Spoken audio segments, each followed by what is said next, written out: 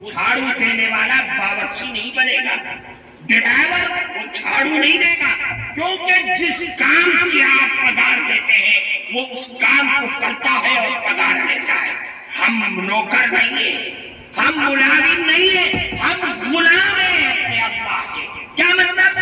غلام کا مطلب یہ جب جس چیز کا آقا حکم کر دے تجھ کو وہ کرنا ہے، تیرا مرنا اور جینا سب اللہ کے لیے۔ قل ان صلاتی و نسکی و محیای و مماتی للہ رب العالمین، بس اس کے علاوہ کچھ نہیں۔ میں نماز پڑھوں گا وہ جو میرے اللہ اس کے نبی نے فرمایا ہے۔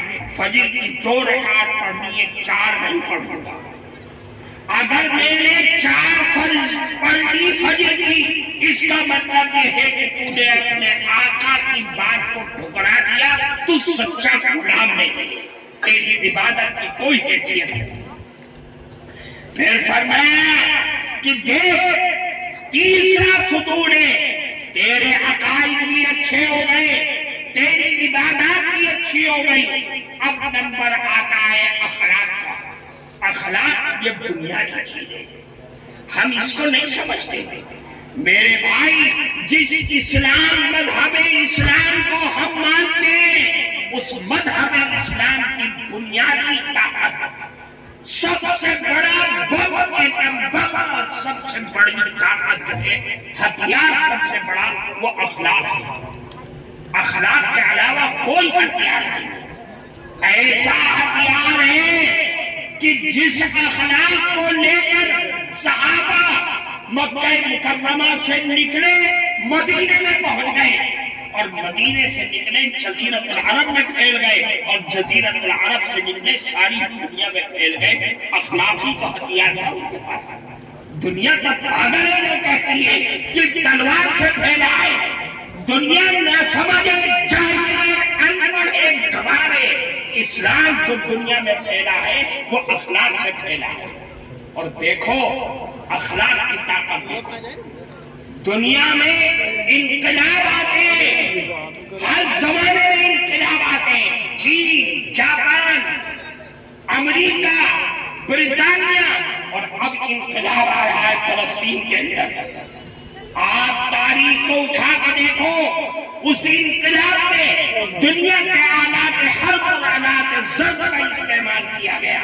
کہیں 10 لاکھ، کہیں 20 لاکھ، کہیں 24 لاکھ، کہیں 1 لاکھ لوگوں کا خون بہتا ہوا نظر آتا ہے، لیکن دنیا میں اسلام کا انقلاب آیا۔ اللہ کے نبی کی 23 سالہ زندگی کا ریکارڈ اٹھا کر کے دیکھ لیے، 300 سے 400 آدمیوں کا خون بہتا نظر آئے گا، اس کے علاوہ کسی کا خون نہیں بہتا۔ یہ اسلام کی طاقت تھی، یہ اخلاق کی طاقت تھی۔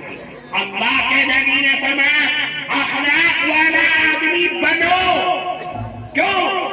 اس لیے کہ میرے نزدیک، اللہ کے نزدیک اخلاق مند آدمی قیامت کے دن جنت میں ان لوگوں سے آگے ہوگا جو راتوں کو تہجد پڑھتے ہیں اور دنوں کو روزہ رکھنے والے ہیں۔ ان سے بھی بڑا بالا خانہ اخلاق والے آدمی کا ہوگا۔ اللہ کو اتنا پسند ہے اخلاق سیکھنا، عقائد بھی سیکھ لیا، عبادات بھی سیکھ لی، اخلاق بھی اچھے ہو گئے۔ پھر فرمایا معاملات، اب معاملات سیکھنا، کس کے ساتھ کیا برتاؤ کرنا ہے، کس کا لیا ہے، کس کا دینا ہے، یہ تعلیم دو۔ اگر عقائد بھی اچھے ہو گئے، عبادات بھی اچھی ہو گئی، اخلاق بھی اچھے ہو گئے، معاملات خراب ہے، وہ تو ایک کوڑی کا بھی آدمی نہیں۔ دنیا تھوکے گی اس کے اوپر کہ جس کا لے لیتا ہے اس کو دیتا نہیں، کوئی فائدہ۔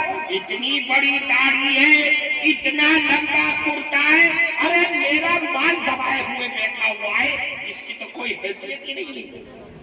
اس لیے میرے بھائی معاملات کو سکھلاؤ۔ پھر 5واں نمبر آتا ہے جو اسلام کا آخری ستون ہے، فرمایا شریعت کی تعلیم دو، معاشرت کی تعلیم دو۔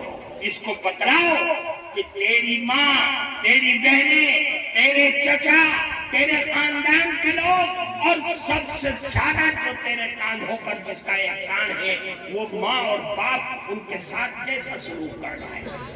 اگر عقائد بھی اچھے ہیں، عبادات بھی اچھی ہیں، اخلاق بھی بہت اچھا ہے، معاملات بھی نمبر 1 کا ہے، لیکن ماں باپ کو ستاتا ہے، تو یاد رکھو صحابی رسول کو کلمہ نصیب نہیں ہو رہا ہے، ہمیں اور آپ کو کہاں سے ہو جائے گا؟